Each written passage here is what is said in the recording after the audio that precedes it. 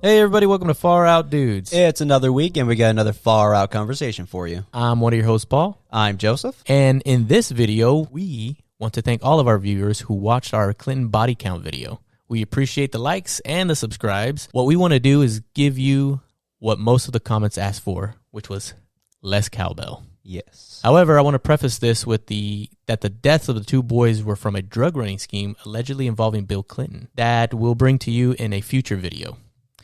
Here is the clip without our wonderful commentary.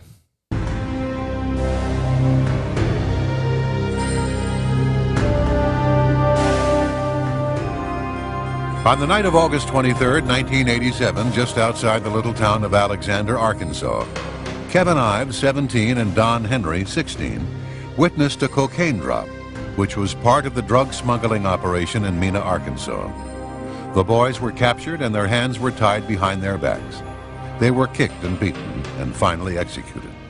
One of the boys was stabbed to death. The bodies were wrapped in a tarpaulin and placed across the railway tracks to be mangled by the next train. The Arkansas medical examiner, Fahmy Malik, ruled the deaths an accident. He said the boys had smoked marijuana joints and had fallen into a trance on the railway tracks side by side. As the facts would later show, the crime lab never tested the concentration of marijuana in their blood. They were told to back Malik's ruling. Bill Clinton was the only person to whom the crime lab answered. Kevin Ives' mother, Linda, created such a stir that a grand jury was called to investigate the case. The bodies were exhumed, and a second autopsy was conducted by the Atlanta medical examiner, Dr. Joseph Burton. He showed an enhanced photograph of the wound to 6 other forensic investigators. They all concurred that it was a stab wound. He also found that Kevin Ives had been smashed in the head with a rifle butt. The report of the grand jury concluded that the deaths of Don Henry and Kevin Ives were definitely the result of foul play. It urged that law enforcement agencies, the prosecuting attorney's office, to continue the investigation into the deaths of Don Henry and Kevin Ives and into the drug problem in Saline County.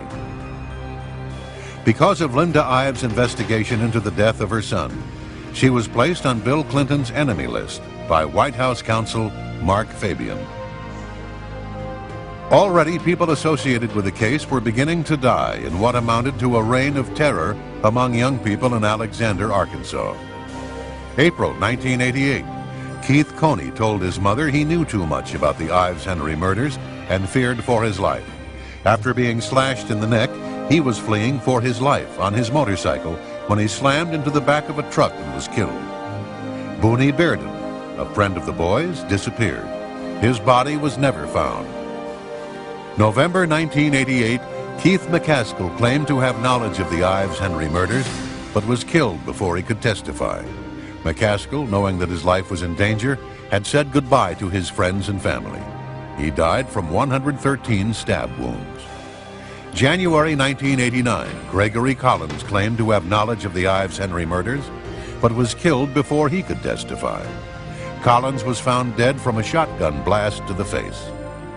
April 1989, Jeff Rhodes claimed to have knowledge of the Ives-Henry murders, but was killed before he could testify.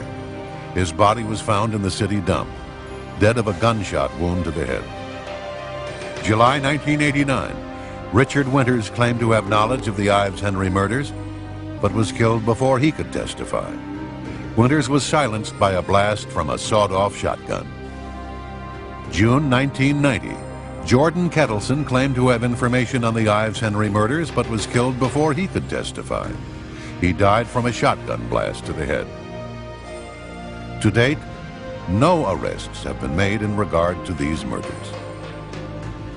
Arkansas's medical examiner ruled the death of 2 teenage boys an accident, while several forensic investigators and a grand jury concluded they were murdered. But this was not the first nor the last time that Fahmy Malik's rulings would cause controversy. In 1985, a North Arkansas man was fatally shot, and Fahmy Malik ruled it a suicide. There were 4 gunshot wounds to the chest. In a 1986 case, Malik's ruling was accidental drowning. It was later discovered that the victim had been shot in the head. In 1992, a man's body was found with 5 bullet wounds, but Malek nevertheless ruled it a suicide. In his most incredible ruling, Malek concluded that a James Milam had died of an ulcer. However, the man's skull was later recovered. He had been decapitated with a sharp knife. That Malek survived in Arkansas is a testament to Clinton's power. Just before Clinton announced his intentions to run for president, Malek was moved to another state job.